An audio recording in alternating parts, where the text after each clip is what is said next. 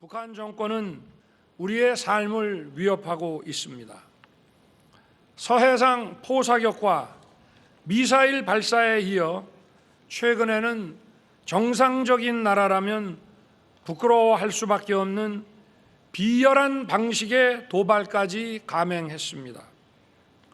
정부는 이러한 북한의 위협을 결코 좌시하지 않을 것입니다. 평화는 굴종이 아니라 힘으로 지키는 것입니다. 우리의 힘이 더 강해져야만 북한을 변화시킬 수 있습니다. 예, 긴장감이 커지고 있는 남북 관계를 이렇게 한마디씩만 듣고 끝낼 일은 절대 아닌데 오히려 이제 앞선 주제들보다 더 깊게 토론을 해야 되는데 시간상 오늘은 좀 짧게 한마디씩만 좀 듣도록 하겠습니다. 정 의원님, 지금 북한의 이 비열한 이 오물풍선 같은 그런 행위에 대해서 우리 정부도 좀 강경한 대책을 나왔어요. 9.19 군사합의도 이제 해제시키면서 대북 확성기 얘기도 좀 나오고.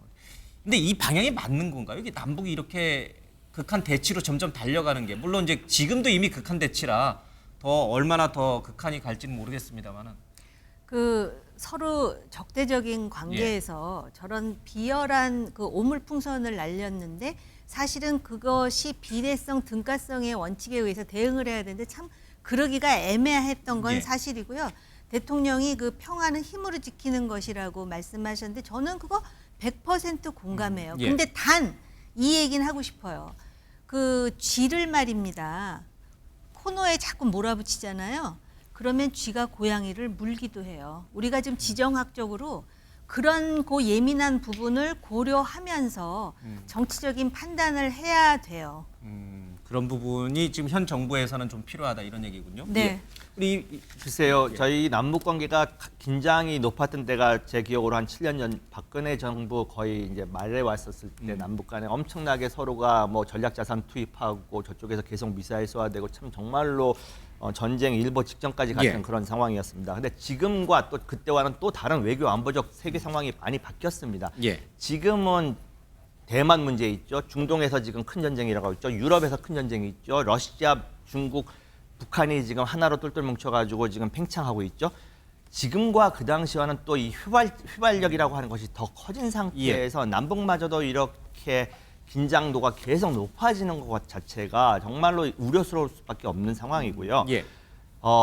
그런 일은 절대로 없어야겠습니다만은 우연치 않게라도 조그만한 정말 일이 도화선이 돼가지고 큰 어떤 상황으로 벌어졌을 때 그 비극은 온전히 전 국민들의 몫입니다. 이 부분에 대한 어떤 좀 냉철한 관리가 좀 필요한 상황이 아닌가라는 생각을 해봅니다. 이게 회색지대 전술이라고 해서 이제 이 상대방을 군사적으로 물리적으로 타격하는 건 아니지만 참 대응하기가 힘든 그런 회색지대 전술을 북한이 좀 쓰고 있는데 여기에 맞서서 우리가 어떤 강한 군사적 조치를 취하는 것은 북한을 더 자극하는 거 아니냐 이런 우려가 있거든요. 그것도 그런 부분은 좀 근데 오늘 대통령의 기념사를 들어보면 필요하다면 그런 조치도 할 수 있다 이런 뜻으로 좀 읽혀요. 그거는 어디까지나 이제 북한의 상황을 다 전반적으로 판단해서 할 것이고요. 비례성의 원칙이라는 것이 있지 않습니까? 북한에서 최근 들어서 보인 행태만 보더라도 정찰위성 발사하고 오물풍선 보내고 GPS 교란하고 이런 행동들로 인해서 지금 9.19 군사 합의가 전면적으로 효력 정지가 내려졌습니다.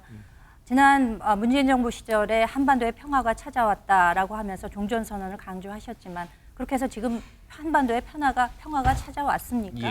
그때의 평화라고 하는 것은 위장된 평화다, 또 평화쇼에 다름없다라고 지적하는 분들도 계신 것이고 그렇기 때문에 이 국가 안보에 있어서는 역시 힘에는 힘으로 맞선다라는 그런 원칙적인 입장을 고수하면서 우리의 억지력을 높이는 것이 필요하다. 따라서 지금 오물풍선에 대응해서 우리가 확성기 사용도 할 수 있다라는 조치를 취하자 오물풍선을 더 이상 보내지 않겠다는 입장을 밝히지 않았습니까? 그런 차원에서 원칙적 대응을 해 나가는 것이 좋다라고 판단됩니다. 안보 능력이라는 것이 말만으로 되는 것이 아닙니다. 윤석열 대통령이 말씀만 강하게 하시지 진짜로 이 정부가 안보 능력이 있어서 평범한 국민들이 정부를 믿고 편안하게 살 수 있는지 먼저 좀 돌아보셨으면 좋겠고요. 적어도 문재인 정부 때는 평창 동계올림픽이 망할 것이라는 전 세계 예측을 뒤엎고 평화올림픽으로 성공했다는 전 세계 외신의 극찬을 받은 바가 있습니다. 윤석열 정부가 그렇게 계속 남북관계 긴장을 높이면 어떤 기업이 접경 지역에 투자를 하겠으며 국제 대회를 유치할 수 있을지 좀 우려가 됩니다. 알겠습니다. 자, 현충일입니다. 많은 것들을 좀 생각하게 하는 날이 아닌가 싶습니다. 오늘 뉴스와이드는 여기서 마치겠습니다. 고맙습니다.